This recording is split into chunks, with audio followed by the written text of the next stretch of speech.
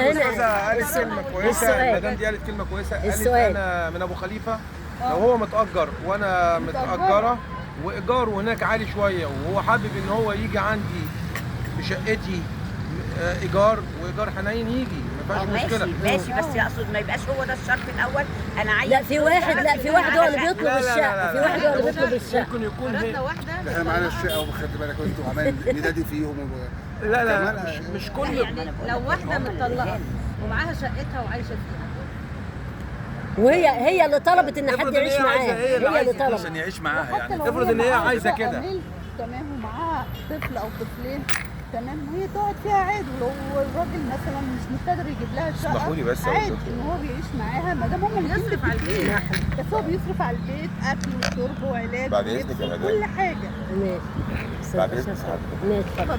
هل من المنطق ومن المعقول ان حاجه من اساسيات الراجل ان هو النهارده هو الامان بالنسبه للست، فيقول انا عايز بس هي يكون عندها شقه؟ ايوه في بدايه كلامه هو دايما بيطلبوا يعني كده عندي على الفيس، أما عايز يجي واحده في النهاردة، شقتي، عايز واحده في يجي شقتي. الواحد النهارده عشان خاطر يتعرف بواحده، ده من بدايه الكلام ما بيوفرلهاش الامان. يعني من بدايه كلامه من بسم الله الرحمن الرحيم لو بنت لا ما وفرش الامان للست اللي هو عايز يتجوزها. او حتى يتاجر حتى ويجيب فارس، لكن هو بيطلب النهارده الشقه. يعني كلمه في حد ذاتها، يعني الكلمه نفسها في الاول ما ينفعش تتقال. صح.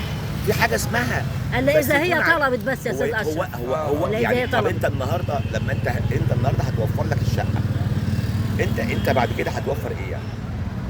ايه اذا كان العمود الفقري بتاع الجواز هو الشقه بتقول ان هي توفر، ما انت هتوفر ايه بقى؟ وانا اتكلمت في اول الكلام في وقلت كلمة لو النهاردة، هو في عنده كلمة. شقه ملك في كلمه تطلع يا عادي. مدام النهارده في وزن في الكلام.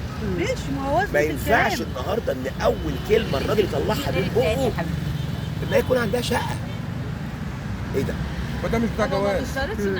احنا هي بنقول المدام أيوة فعلا. اللي قالت، المدام أنا. كريمه اللي لا قالت. الحاجه كريمه اللي قالت. انا اللي بقول ايوه انا اللي بس.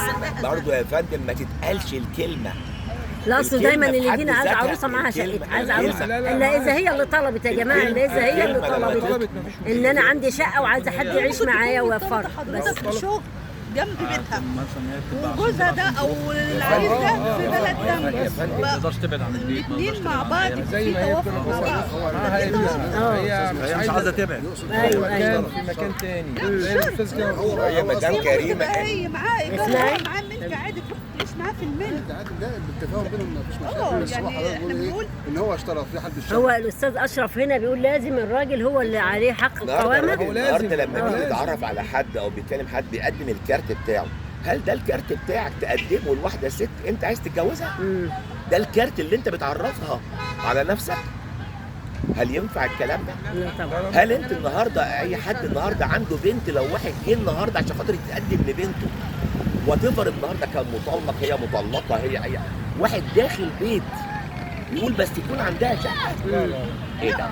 والله هل ده ده معقول؟ بصادفه كتير ما والله. اعتقدش ان الحاجات دي بصادفها فبطرح السؤال لا يعني. لا لا هو يعني غلط، بس قال اذا كان بقى هي في